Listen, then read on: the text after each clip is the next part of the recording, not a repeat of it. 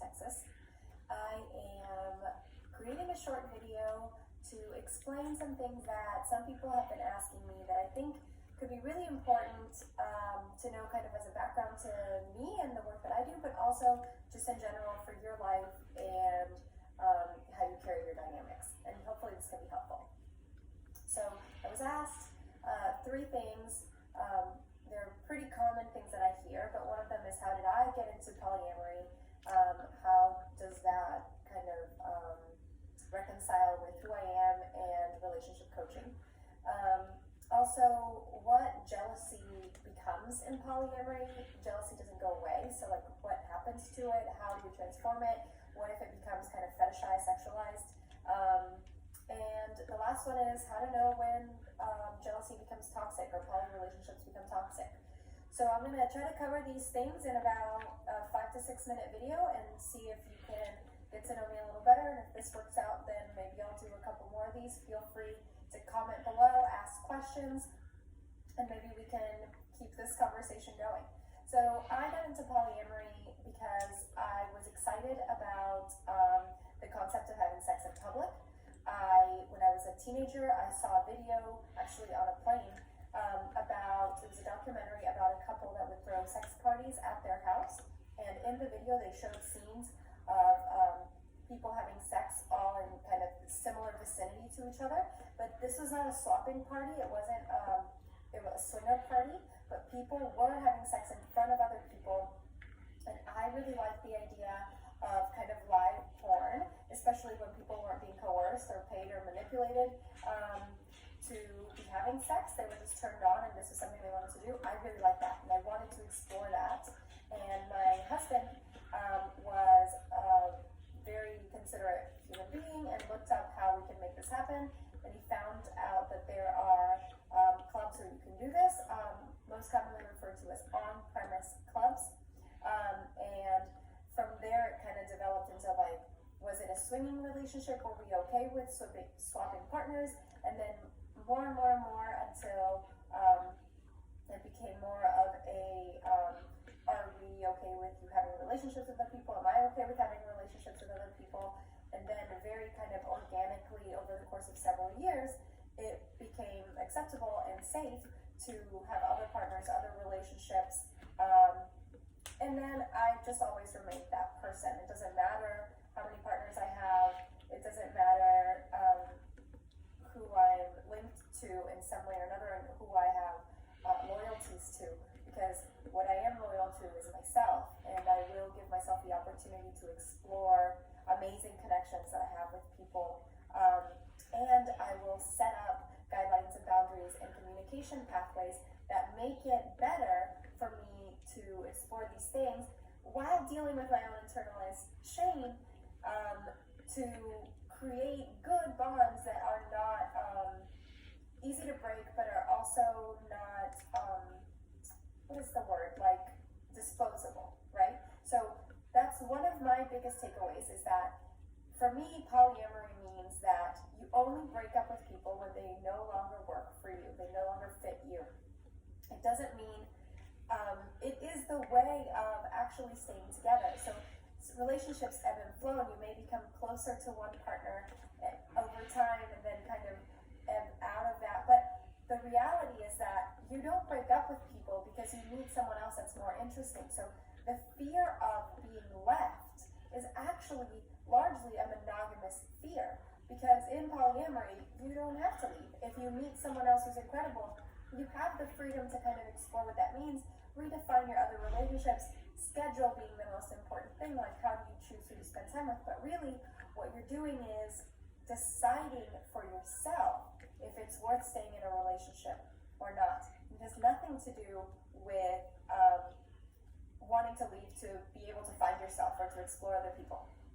So there's an element there that is a lot safer in polyamory than it is in monogamy. So secondly was the jealousy thing. So jealousy doesn't go away, right? So how do we deal with jealousy? Well, one of the ways we deal with jealousy is defining what jealousy means. So I like to use internal family systems, kind of therapeutic concepts to understand that jealousy is a gatekeeping emotion. It's an emotion that is around to protect you from something else that's happening, and it has a role.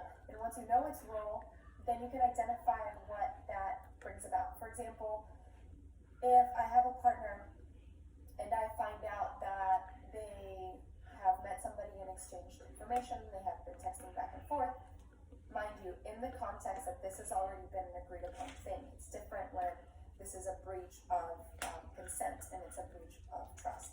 But in the context of already being permitted to do that, if I have tinges of jealousy, it could mean, oh wow, what's coming up for me? I'm noticing that maybe I don't feel safe, or maybe I'm not getting other things that I want. A lot of times we think we're jealous of something, but we're not jealous. We actually just want it for ourselves. So jealousy is the fear that you're going to lose something, that someone's going to take something that you have. It's not envy, right? Envy is the fear, or not the fear, but the want for something that someone else has. And I realize that jealousy, as we define it, tends to actually be envy.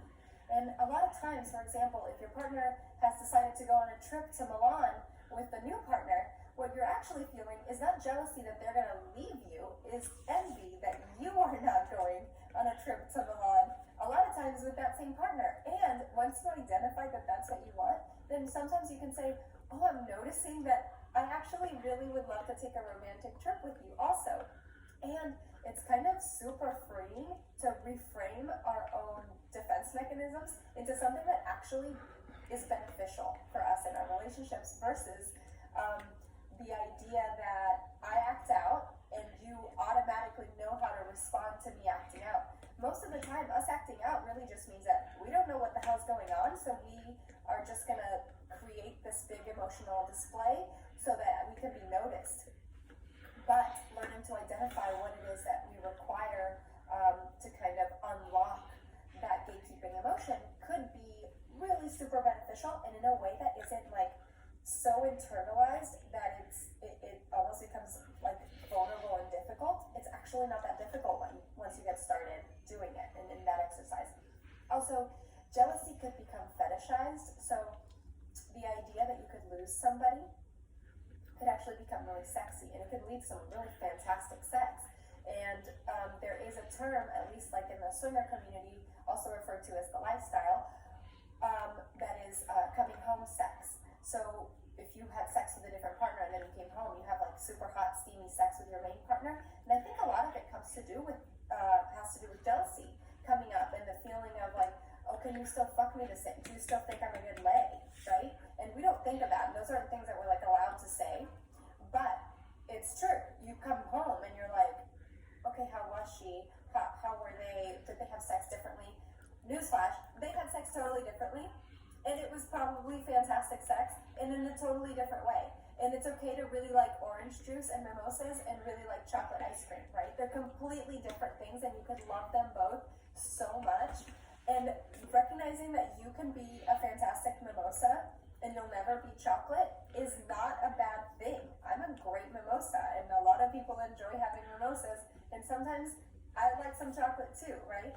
So playing with jealousy and using those emotions that are actually stemming from the same part of your brain that arousal comes from, the part that is the fight or flight, brings up these gatekeeping emotions.